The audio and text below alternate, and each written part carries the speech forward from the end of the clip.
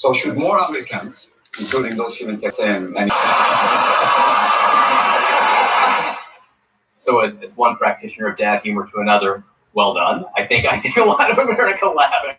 He is for mandatory buybacks, and he does want to take people's assault weapons, AR-15s, AK-47s away. What's your view on? Well, look, I hate when Democrats use the language that Republicans try to use to scare people away, as opposed to just the sort of the pragmatism and practicality of this. In the 1980s, we said machine guns don't belong in our streets, and we banned them, and we don't see those in action.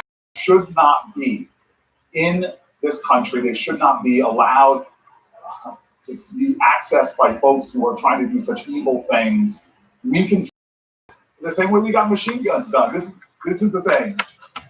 We have a system to pull them off, but this idea, this imagery that the fear mongers and demagogues try to say of somehow fear mongering and people trying to obscure and make people forget what we have done before as a nation with machine guns, what the imagery and the fear mongering showing up a way where America as a whole, and by the way, the majority of Americans believe that these weapons do not belong in our gods. Win the day on this. We have a crisis in getting it done. Senator Cory Booker, thank you. President Trump saying he is considering 5 candidates now to replace John Bolton as the National Security Advisor amid speculation that Pompeo could take on that job. In addition to his duties as Secretary of State, here's the president explaining some of the reasons that he let John Bolton go. He made some very big mistakes about the Libyan model for Kim Jong-un. That was not a good statement to make, and it set us back. But he's somebody that I actually had a very good relationship with, but he wasn't getting along with people in the administration that I consider very important. Joining us now, Counselor to the President, Kellyanne Conway. Kellyanne, good morning to you. Good morning, Sandra. So is it down to 5 still for the president on who he's considering for the job? That's a fair number. And the president also said in those remarks yesterday, Sandra, that he wishes John Bolton well, and I'd like to echo that sentiment. We should be happy and praising of people who are willing to serve our nation in these capacities. At the same time, the president is the person who got elected. He should have the team around him that he wants at every level. I believe that Secretary of State Pompeo is doing an excellent job over at State, and that he will, of course, have input into who the next NSC head is as well.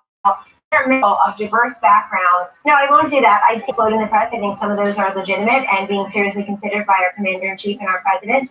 And he's got many different ways to go. But in the end, it's his foreign policy, national security agenda that needs to be executed and implemented upon. This president's been transparent and successful in terms of communicating directly with the public what he sees as bad actors around the world that should be met with. I have so much I want to get to. Within the 5 is Mike Pompeo. He would take over the National Security Advisor role, and that title would sort of go away, and it would fall under his current category as Secretary of State. Is that being considered? Well, that is something that President Nixon and Ford did with Henry Kissinger, of course. It wouldn't be unprecedented.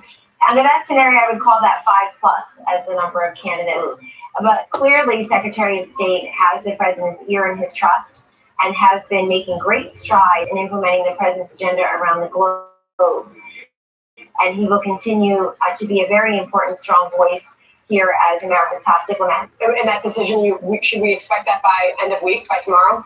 That's the timing and the decision are all the president's, and we'll be ready for that. I think he can't go wrong with a number of these different options that he has. Well, the Supreme Court has again sided with the administration on asylum, and those Central American migrants have to be denied asylum in another country before coming here.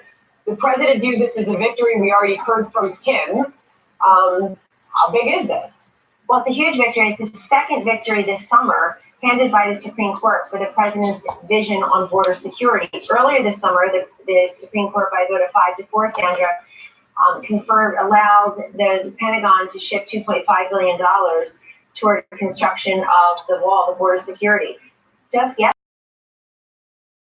not a squeaker, puts out that this president's asylum law can continue to be executed upon. That's a new change to our system. Essentially, it's a simple one. It says if you're coming here seeking to come into this country, you must first seek safe haven in the countries that you pass through. So the Mexican president has been a terrific partner with this president on trying to make this happen in Mexico. So if you go from one of the, let's say you're going from one of the Northern Triangle countries through Mexico, stop there and seek asylum, seek safe haven first. So we'll continue to implement that. So that's 2 Supreme Court victories. We have 2 new Republican congressmen in North Carolina because of this president going out there, campaigning for them, giving the closing argument, overperforming a number of those 7 of the 8 counties from 2018's election and flipping 2 of those counties. And on top of that, just yesterday, the president got his 150th federal judge. That's huge, 150 federal judges. You brought up Mexico.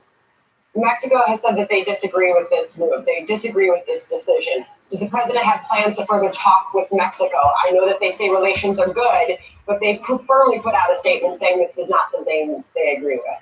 Yeah, so we've been appreciative of many of the positive moves that the Mexican government has made under its new president with respect to securing its border as well, with and trying to put a number of their military on the border, a number of their guards, I guess their troops on the border, and helping us to get an immigration policy in this country that works for the entire region.